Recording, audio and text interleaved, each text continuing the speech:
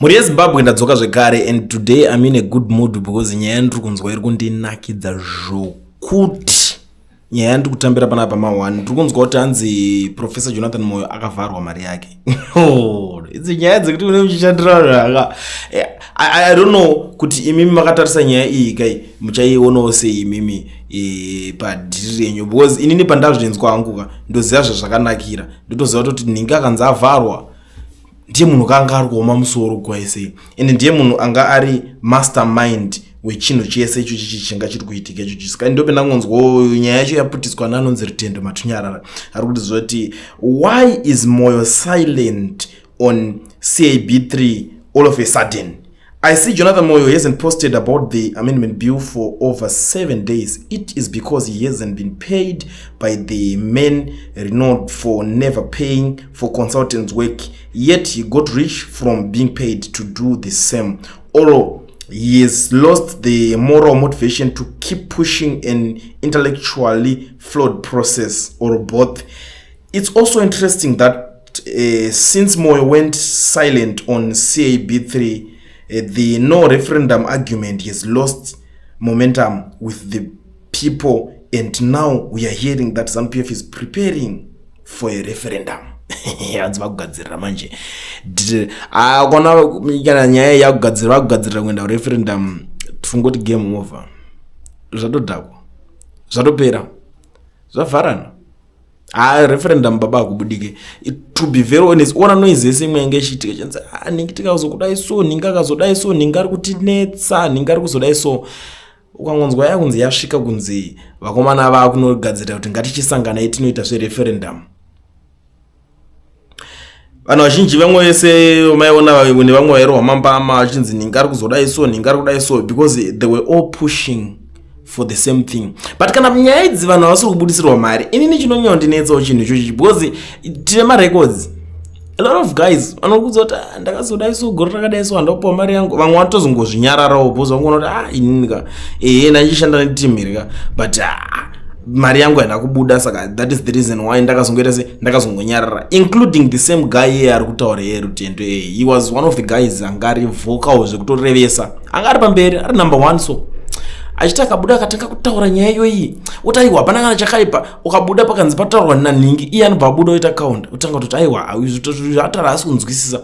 So these guys vanozoona manje at the end of the day vangoona kuti tikudhila necustomer isingadi kubudisa mari, vanozongopedzera vakungoita se vakungohenga mabhutsu vangoti rega tisiyane nazvo. But I don't want to waste much of your time kapana pamuri yeZimbabwe, timboonesana pane zvinhu zviri kutaurwa panapa zvandinoda kuti munzwisise, because dzimwe nyaya idzi dzakanakira kuti imimi kana uri munhu anonzeve unofanira kungonzwawo kuti chii chine chitauro, then the rest is history. Tozosangana pamberi chionesana kuti nyaya yacho imimi mune maionawo sei, imonzwawo zviri kutaurwa panapa nevakuru ava, then tozosangana muchindiudzawo kuti haufa.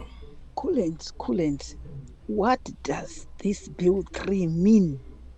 What is it for? Zimbabwe have no jobs.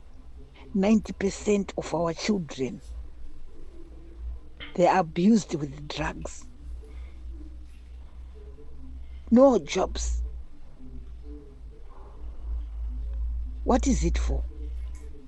Why didn't he create jobs before?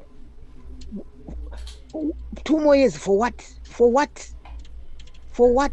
He didn't achieve within 10 years. What is he going to achieve within 2 years' time to come? This is really nonsense. He must go and rest. He's doing nothing. He did nothing. It's just for his only benefits and his children and his criminals surrounding him. It doesn't work. It doesn't work at all. He must go and rest and leave that seat. He must leave the seat and go. Akundikana uyu ndiye munanza akundikana. Izvinezvi vanhu vari kurohwa. Ari kuunganidza vanhu vari kurohwa. What does that mean? Where is the policeman? Where is the human rights? Kuti vataure va express my views how they are being beaten. Why? Is that how they live? Is that leadership? Is that the meaning of the leadership? This is nonsense. Nonsense. They want to benefit more and more. These 2 years is more for looting and nothing else. So I don't agree with this bill 3. Bill number 3 is nonsense. What was agreed at first must continue. And we need a referendum. Besides that, there's nothing is going to continue. He must rule in a proper way. He must rule in a proper way. Not to rule so dzvanyirira. We have our rights to vote. 1 man, 1 vote. Yes, it must continue like that. Why cutting it off? Why? Because of of looting, of corruption.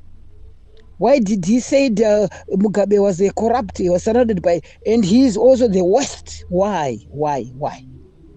Azvite kana achifunga akarara, kana mai varipo ipapo ngavataure kuti baba step down, baba step down, baba step down. Anyways, atigumire papo. Regedzeni kushandisa mukana uno wakainzwa maZimba. Kuna vanhu vese vari muSouth Africa vari kuda kurejistera macompanies nekuvhurwa maFNB business accounts vasina mawork permits kana kuti mastart permits. Ndiri kuti mazuva ano zviri nyore zvaeasy. Pane company inonzi Education Research. Chaunofanira kungoita chete iwewe kutaura navo, pane namba dzavo dziri kushowa pascreen, vanokubatsira vari kwavari iwe uri kwauri. Ende so zvaunofanira kungoita iwewe kungotongotanga kutongosasa, as long as une passport and usina work permit kana study permit, uda register company, uda vhurwa FNB business account. Vanhu veEducation Research ndo vanhu vacho.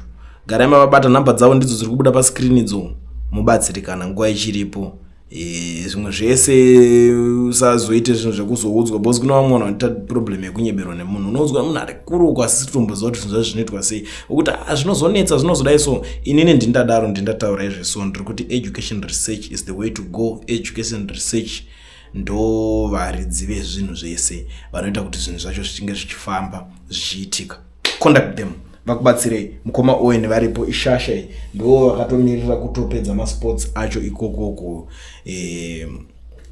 Even to those who are outside South Africa, zvinoita futi kuregister company yako muSouth Africa. Utori kuchikori ikoko, unototanga kutovhura mabusiness, utotanga kutorenda mafuhouse, utoisa maroja, uchitowana mari yako.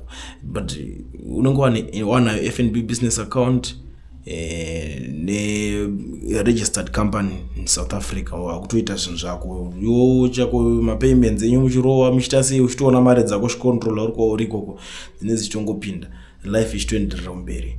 Unozodei mangwana, unozotanda kutipirai zvimwe, ndichazoyanjukudzai zvimwe kana muchinge mambojoina mamboregisterwa macompany enyu, movhurira maFNB business accounts.